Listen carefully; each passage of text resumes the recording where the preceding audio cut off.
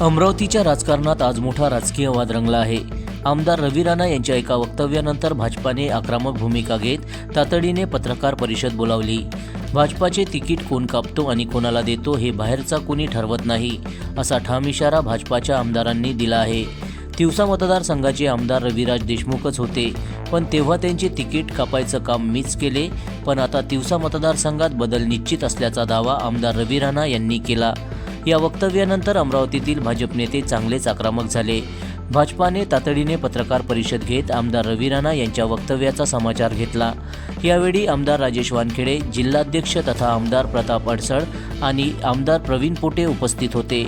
आमदार राजेश वानखेडे म्हणाले की भाजपामध्ये तिकीट वाटपाचा आणि तिकीट कापण्याचा निर्णय हा केवळ पक्षाचे वरिष्ठ नेते आणि संसदीय मंडळ घेत असते.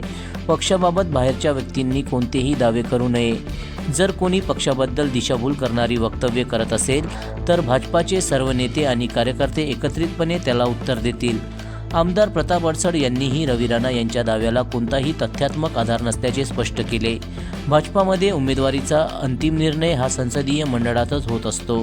मी अमुक व्यक्तींचे तिकीट कापले किंवा दिले असा दावा करणे चुकीचे असून त्यामुळे कार्यकर्त्यांमध्ये संभ्रम निर्माण होऊ शकतो. हा संभ्रम दूर करण्यासाठीच ही पत्रकार परिषद घेतल्याचे त्यांनी सांगितले. तर आमदार प्रवीण पोटे यांनीही याच भूमिकेची पुनरावृत्ती करत तिकीट वाटपाचा अधिकार केवळ भाजपाच्या संसदीय मंडळाकडे आहे. बाहेरील व्यक्तींनी अशा प्रकारचे दावे करणे योग्य नसून असे दावे पूर्णपणे खोटे आणि दिशाभूल करणारे असल्याचा आरोप त्यांनी केला. रवी राणा यांच्या वक्तव्यामुळे अमरावतीच्या राजकारणात नव्या वादाला तोंड फुटले असून येत्या काळात या राजकीय आरोप प्रत्यारोपांची लढत आणखी तीव्र होण्याची शक्यता व्यक्त केली जात आहे. जनसमर्थन न्यूज, अमरावती. जेव्हा आमच्याच भरोशावर तुमची पार्टी चालते आहे, याचा तुम्ही थोडंसं भान ठेवलं पाहिजे. आणि राहता काल जे त्यांनी स्टेटमेंट केलं त्याच्यावर आमचं तिकीट कापण्याचा अधिकार आमचे पार्टीचे नेत्या, शीर्षस्थ नेते देवेंद्रजी आहेत, त्याच्यानंतर बावनकुळे साहेब आहे, प्रदेशाचे अध्यक्ष आहेत आमचे, मोदीचे अमित भाई आहे, मोठे मोठे माणसं आहेत. याचे आश्रय तर आपली पार्टी चालू आहे म्हणा, आम्हाला कुठं सांगतो तो.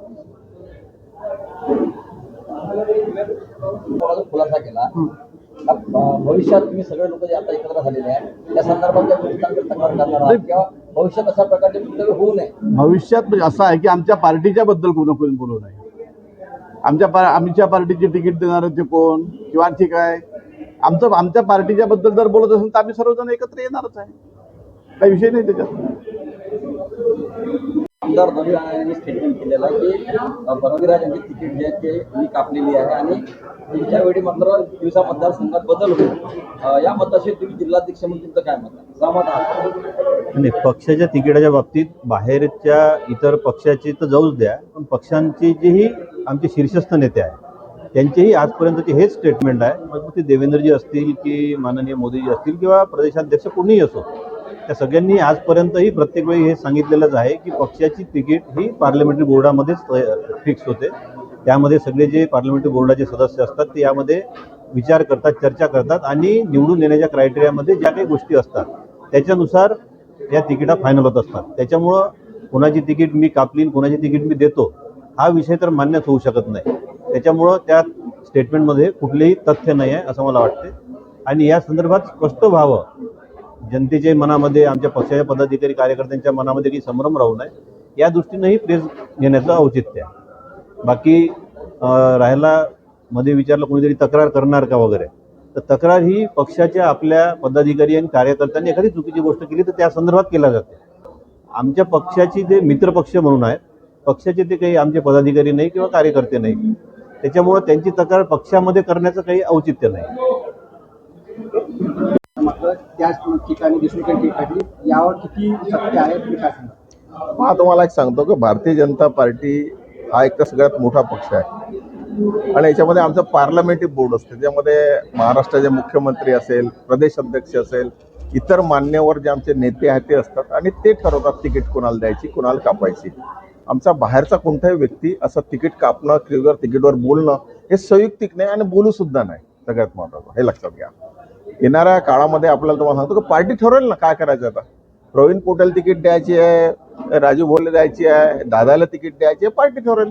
बाहेरचा व्यक्ती कोणी ठरू शकत नाही. आणि याच्या आधी सुद्धा कोणी जर दावा करत असेल तर मी याला तिकीट दिली, मी त्याची तिकीट कापले, हाही दावा कुठं आहे? याच्यामध्ये बिलकुल भरोसा ठेवण्यासारखं नाही आहे. हा भ्रम तयार केला जातो. हा भ्रम तयार करून आमच्या भोल्या बाबड्या जे आमचे कार्यकर्ते असतात त्यांना तो संभ्रमित केला जातो आणि त्यांच्यावरती कुठेतरी एक दबाव प्रेशर करून तो संभ्रम तयार करण्याचा प्रयत्न असतो, दुसरं काही नाही आहे. कारण भारतीय जनता पार्टी मुळात मोठी पार्टी आहे, ती काही कोणाच्या आंधळीने पाणी देऊन पार्टी चालत नाही आमची.